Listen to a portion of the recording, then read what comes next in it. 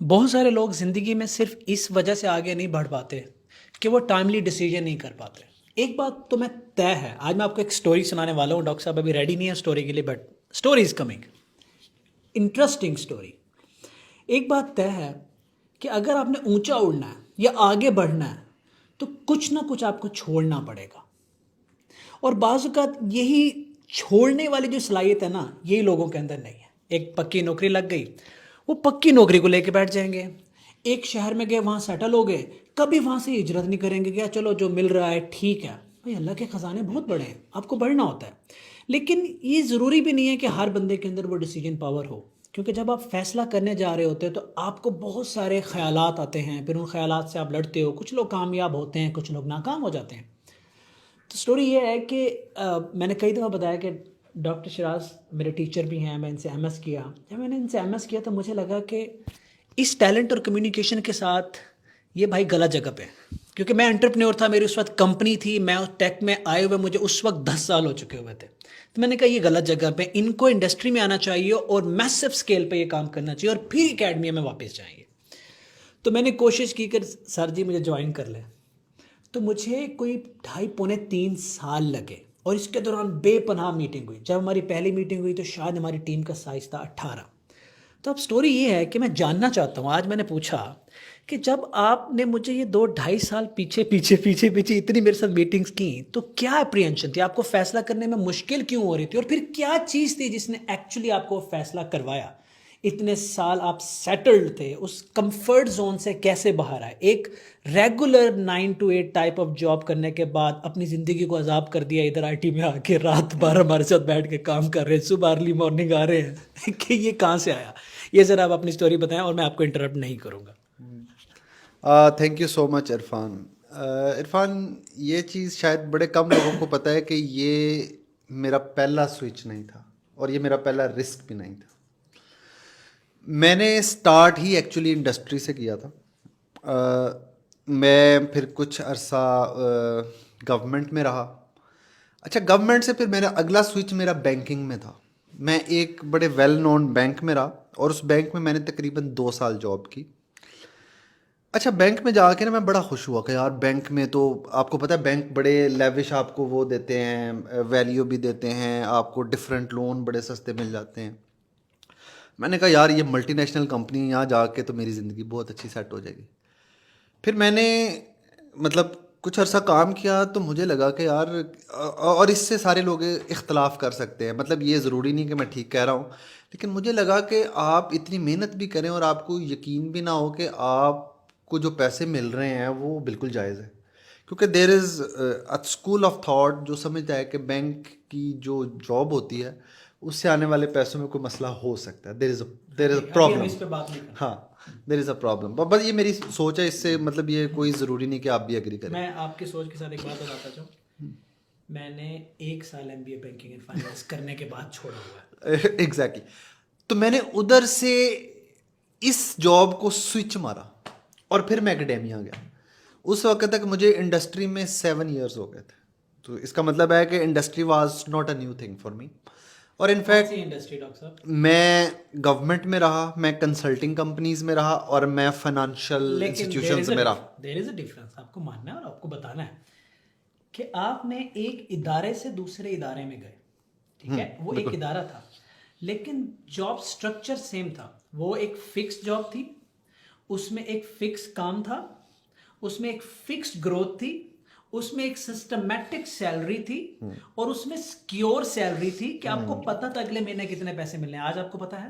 نہیں پتا. تو do not compare, there is no comparison. آپ ایک ریگولر جاب ٹو جاب آپ نے ٹریول کیا ہے، لیکن وہ ساری جاب چھوڑ کے جب میرے پاس اور میں نے کہا پتہ نہیں اگلے مہینے پیسے ہوتے ہیں یا نہیں ہوتے، یہ ہے وہ بہت بڑا رسک. اور دوسرا رسک، دوسری بات اس کے اندر یہ ہے، آپ کو ان ساری جرنی جو آپ نے بینک سے لے کے اکیڈمیا میں کی 10 سال یا 12 سال، آپ کو پتا ہوتا تھا نا کہ 4 بجے گھر پہنچ جائیں گے، 5 بجے 6 بجے شام کو آپ گھر پہنچیں گے.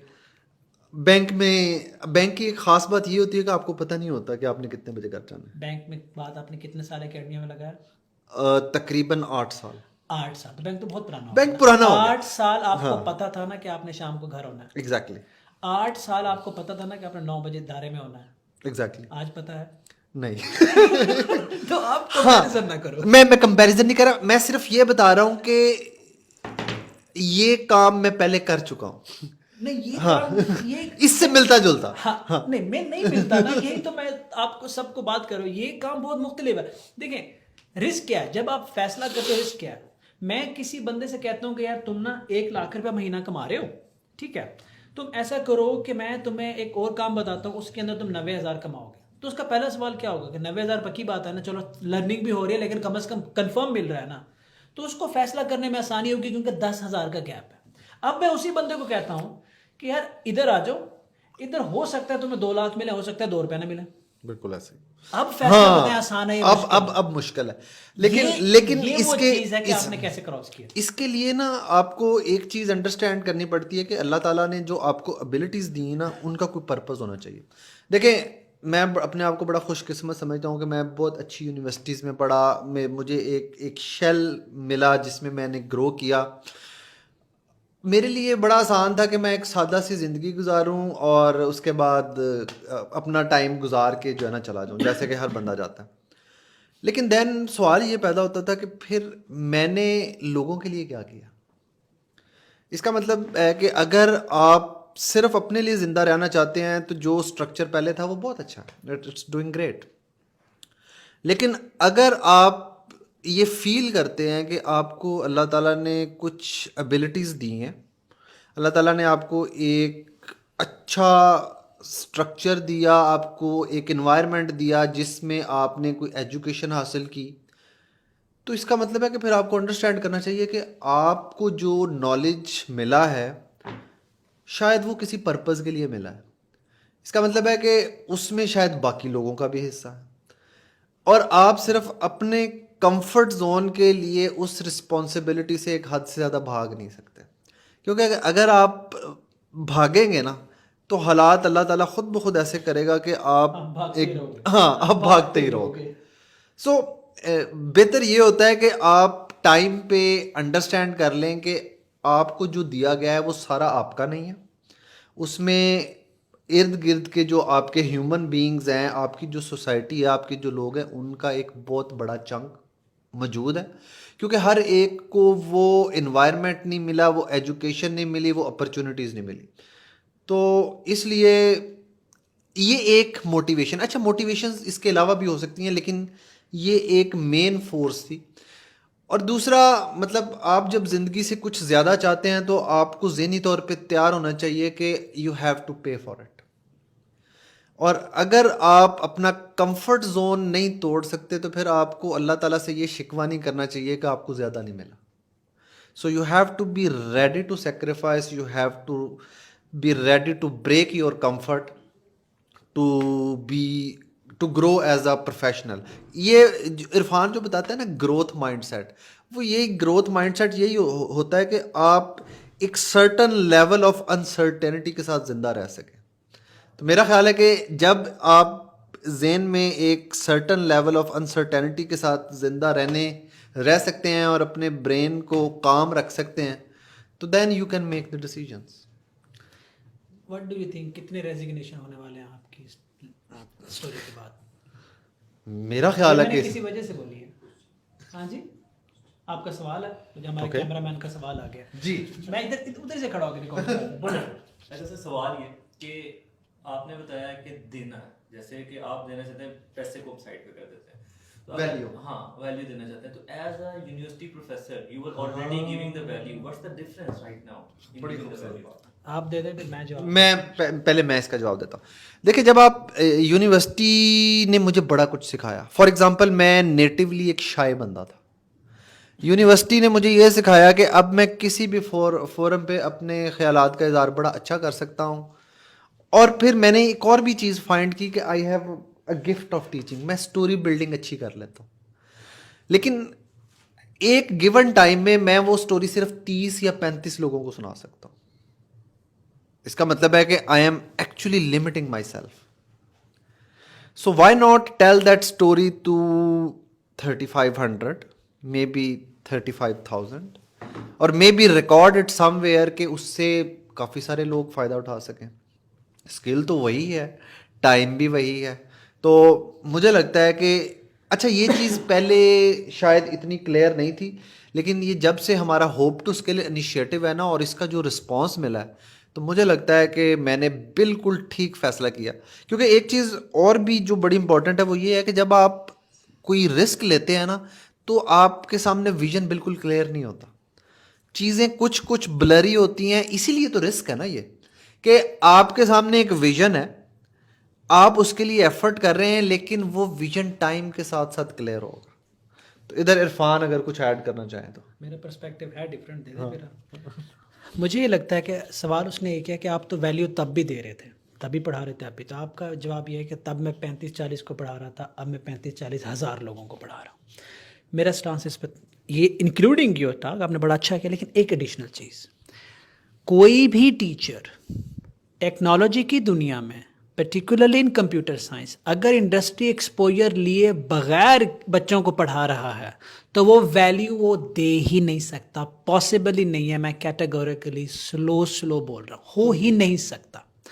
اب جب یہ ادھر سے آئے، ٹیچنگ میتھڈ ان کا اچھا، کمیونیکیشن ان کی اچھی، اسٹورنگ ٹیلنگ ان کی اچھی، تو میں نے انہیں کہا تھا ایک انیشیل میٹنگ میں کہ جب آپ اس انڈسٹری میں آؤ گے ڈاکٹر صاحب، اس انڈسٹری میں چند سال لگانے کے بعد جب ہم پڑھائیں گے تو وہ گولڈ ہوگا. اس لیے ہوپ ٹو اسکل کے اندر جب ہم پڑھا رہے ہوتے ہیں تو انڈسٹری کا اور اکیڈمیا کا جو ایکسپیرینس ہے وہ مل کے ڈیلیور ہو رہا ہوتا ہے. ٹیچنگ میتھڈ جو ہوتے ہیں وہ ایک ٹیچر کے نہیں، ایک پریکٹیشنر کے ہوتے ہیں. آپ کے سامنے اس وقت ایک فل فلیج ٹیچر پلس پریکٹیشنر کھڑا ہوتا ہے، تب جا کے ویلیو ہوتی ہے. جتنے بھی حضرات 10-20 سالوں سے پڑھا رہے ہیں، میری ان سے گزارش ہے کہ ایک سلائیڈ کو 10 دفعہ پڑھنے سے وہ انوویٹو نہیں ہو جاتی، وہ اتنی ہی رہتی ہے. اگر آپ کچھ انوویٹ کرنا چاہتے ہیں، انڈسٹری میں آئیں، رسک لیں، ویژن کلیئر کریں، کانسیپٹ کلیئر کریں، لیٹسٹ ٹرینڈ کو سمجھیں، اپنے میتھڈالوجیز کو اپڈیٹ کریں، پھر جا کے پڑھائیں. آپ کئی 100 گنا زیادہ نالج اور ویلیو دے سکتے ہیں. میرا یہ ٹیک ہے سر اس کے اوپر. You are very right. اور ایک اور مزے کی بات اس سے ہے، یو لائک مائی اسٹائل نا، کہ میں اچھا پڑھاتا ہوں. ڈڈ یو ایور نوٹس کہ شاید یہ ان 7 سالوں کی وجہ سے تھا جو میں پہلے اکیڈیمیا میں نہیں تھا، ہے نا؟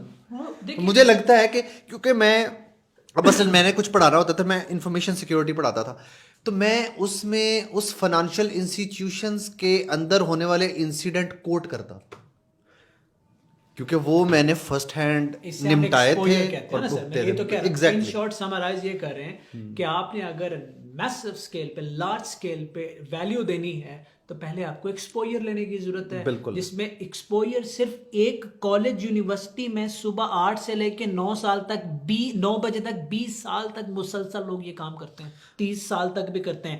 اس ٹائم جائیں گے پڑھائیں گے واپس آئیں گے، جائیں گے پڑھائیں گے واپس آئیں گے، جائیں گے پڑھائیں گے، لوگ کئی سال گزار دیتے ہیں.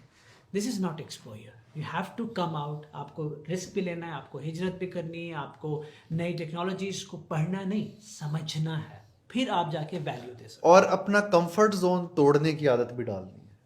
Some times you have to shake yourself to get your growth. اب آپ الحمدللہ یہ کہہ سکتے ہیں. میں بالکل ایسا ہی.